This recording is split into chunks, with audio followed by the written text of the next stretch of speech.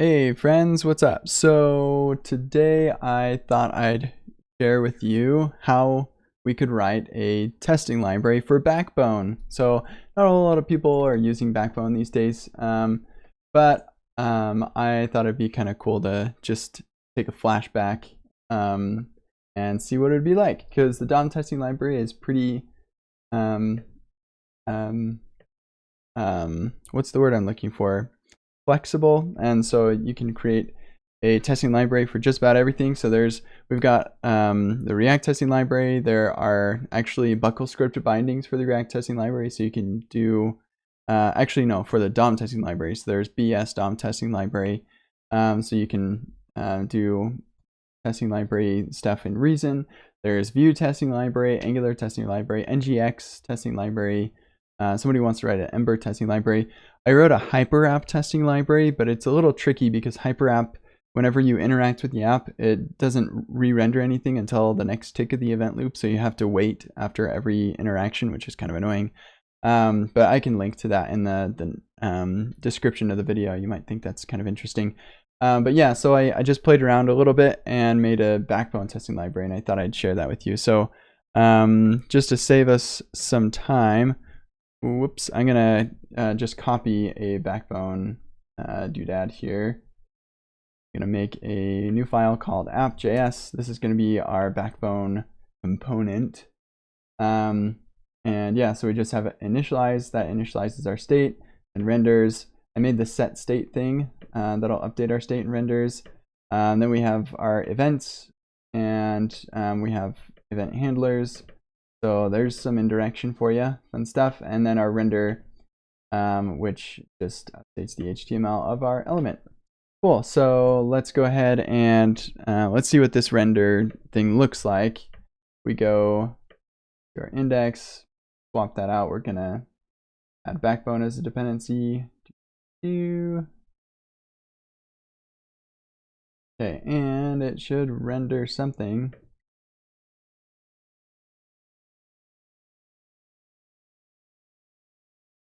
We'll refresh and see if that fixes things.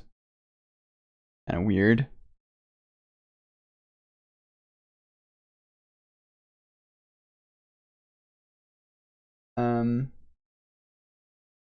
Huh.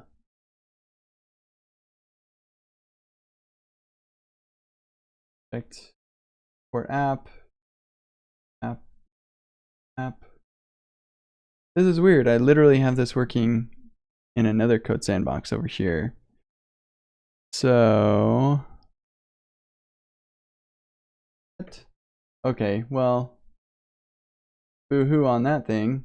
Let me fork this one and then pull out the stuff that is what we're gonna do. And then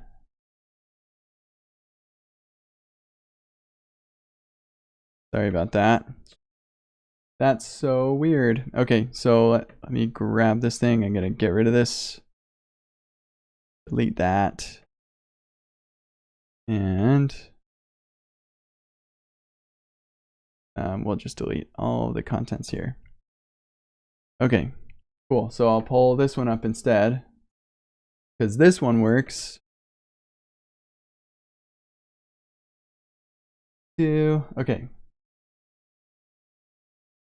So we click it and it increments. Hooray!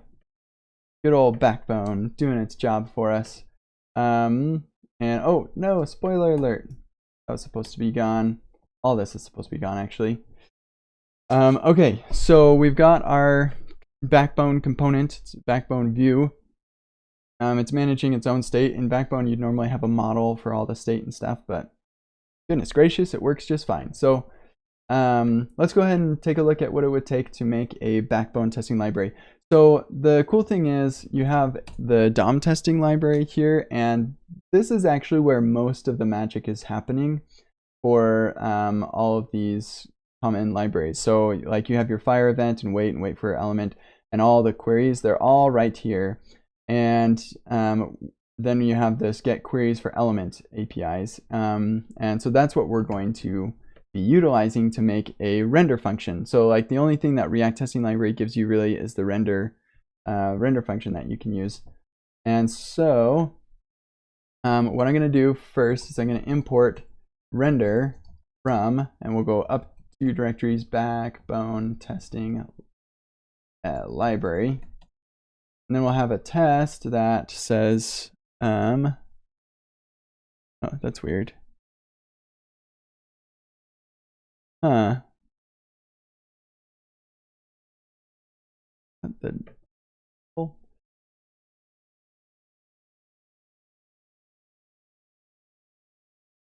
So I just want to have a reference here so I don't waste time, but that's what I'm doing right now. Boo.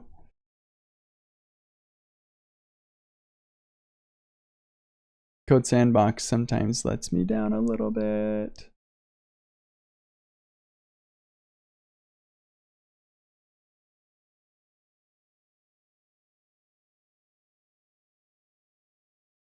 My computer is moving kind of slow too. I'm sorry, this is kind of not fun. Okay, renders a counter. So that is what our test is going to test, and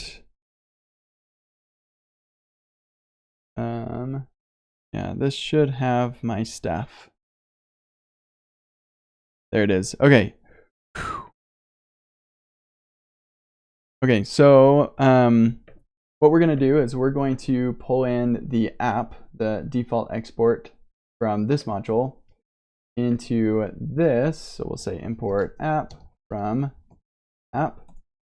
And then we need to render that. And in Backbone, the way that you do that is you create a new instance of it. And then that act of creating that new instance will call initialize, and that's going to render. And you can create that instance with an element as an option. So yeah, let's go ahead and make a new app. We'll say L is document.create element div.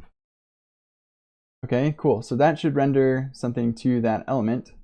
So let's go ahead and pull this out. Pull this, well, we'll call it container to keep it consistent with the APIs in React Testing Library and DOM Testing Library. It's always called a container. And then I'm going to pull in, here, let's comment that out. We'll move things here in a second. So then I'm going to pull in get queries for element from DOM Testing Library. And then I'm going to get my get by text from get queries for element container. Okay, then I can say, I'm just going to copy these to this stuff, and we're going to need fire event. So I'm saying get by text 0, so that, I'm expecting that to be in the DOM, and then I get the click me, and I fire a quick event on that, and then I expect that get 1 to be in the DOM, and that works. This actually, just a fun tip, the get by text is actually an assertion. If it fails to get that get an element on the page with that text, then it's going to throw a nice handy error for you. This oh, and actually we're going to need import just DOM extend expect. And the only reason that was working before is because I think we already extended expect in this session. So if I'd refreshed, it would have busted. So you're going to want that if you want to use to be in the DOM. Anyway, so yeah, this is actually like a legit test. It totally works, and it's verifying our behavior. We can break this test. That's the most important thing. Now I've broken the test, and it says, hey, I can't find that thing, and here's a bunch of output. This is what it looks like. This is a bug, and I need to make it not do these funny characters for code highlighting. But anyway, yeah, so you can break it. So we verified that it's working with our component. So let's extract this out so it can be useful generically. So we're going to make a backbone testing library.js. And we'll put things in there here in just a sec. First, I'm going to make a function called render that takes I don't know, a view. That's what Backbone calls them. And then options. And we'll default those options to an empty object here. And we'll pluck out the L. And if that's not provided, then here we'll actually call it container. And if that's not provided, we'll document.create element, create element div. And then we'll get the rest of the options. And goodness gracious, why don't we just do this? Boom. There we go. Basically the same thing. Okay, so with that, we can create a new view. New view with L and options. Okay, neato. And then we're going to return the container. And actually, we're not going to alias this. We'll just call it L. So the container is L. And we'll spread across these utilities. L. So now this render method can be called instead of doing all this stuff. And we'll just say, let's do it here, render app.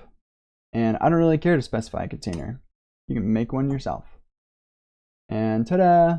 Now this render method is perfect for our Backbone testing library, and our tests are still passing. Sweet.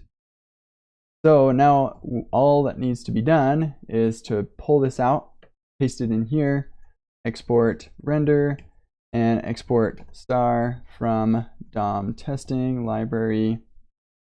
So we get fire event and everything. And then we can import, we won't do queries for element, we'll do render.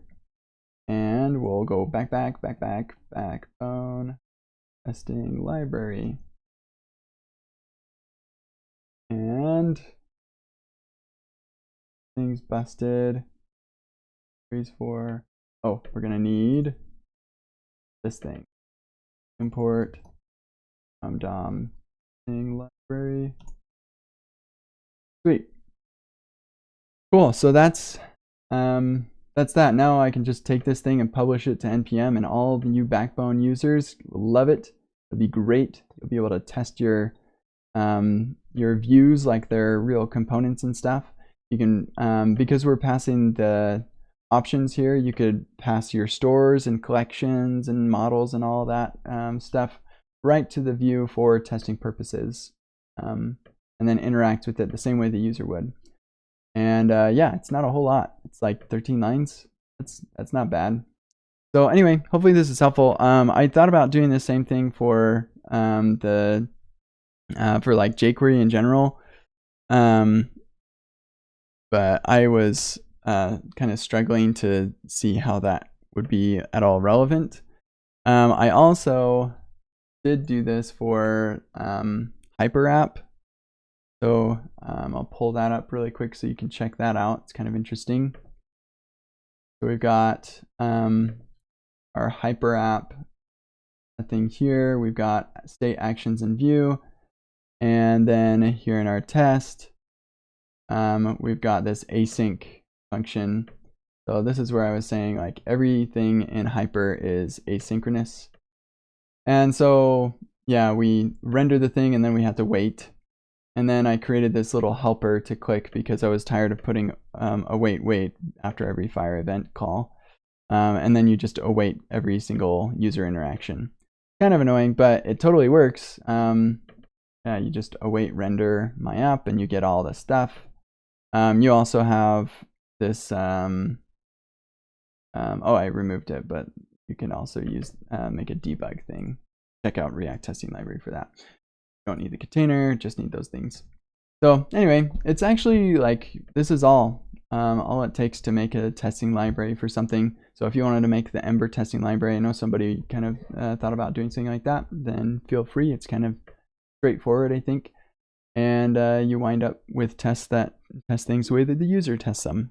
So hopefully that's helpful and fun and interesting. Let me just see, I haven't been looking at chat, so yeah, looks pretty sweet. I'll see you all around town or the internet. Bye.